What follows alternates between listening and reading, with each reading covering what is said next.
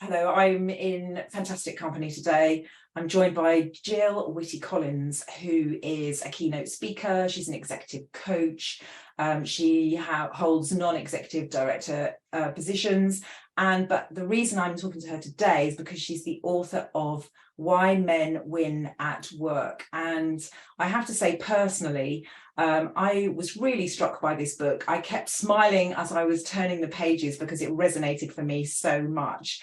And Gill, you'll know Consider It Done has many senior professional women as their clients who have hugely demanding roles. And then when they go home, they find their CEO at home as well. They're organising children, holidays, everything that goes on at the house. So one of the things I wanted to ask you was about your Super 7% women. How do they feature in your book and what have you learned from them? Yeah, so there's a chapter in the book called The Women Who Win at Work, which I think is a really important chapter because anyone who's read the book knows that I talk a lot about the fact that less than 10% of all the leadership positions in the world are held by women, over 90% by men, but it's not 0%, right? There are some women in those positions. So I really wanted to interview the women who win at work, and I called them my Super 7%. The women who have made it to those C-suite positions, that leadership positions in the world and in business. And it was fascinating to talk with them. And obviously they're very different women with very different profiles, but they did have some really interesting things in common, which I could talk about for hours. But possibly the most interesting thing that they all had in common, which I think is so important for this conversation, I can tell you that not a single one of them has also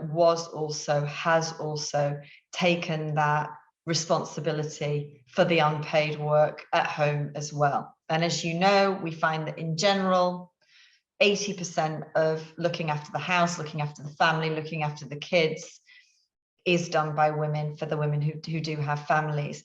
Not a single one of these Super 7% women are doing that. They have either chosen not to have kids at all, they've maybe chosen not to have a partner in a long-term relationship at all, or they have a partner who has given up or downsized their own career in order to take on that more traditional mom role, the CEO of the house, or they have hired the absolute hell out of help.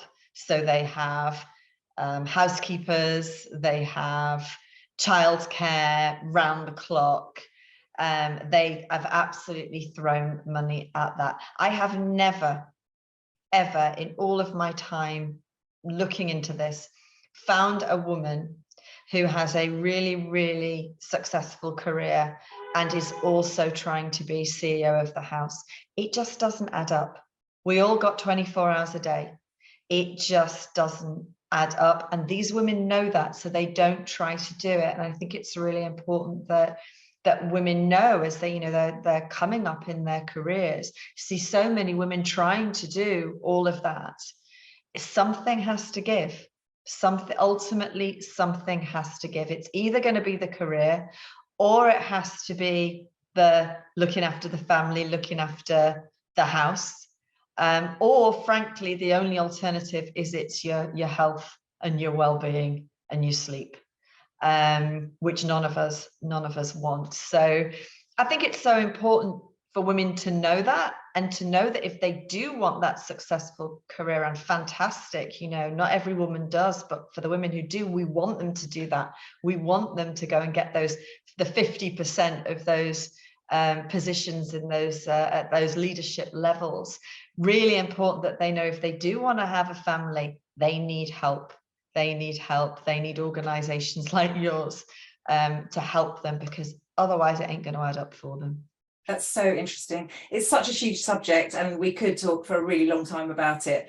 We have to hold it there, but Consider It Done will be offering a complimentary copy of your book There are details along with this post, and with every book I think you also donate to Women's Aid, which is absolutely fantastic. So 2 birds in one. Look for the link with this post. Thanks so much, Gill.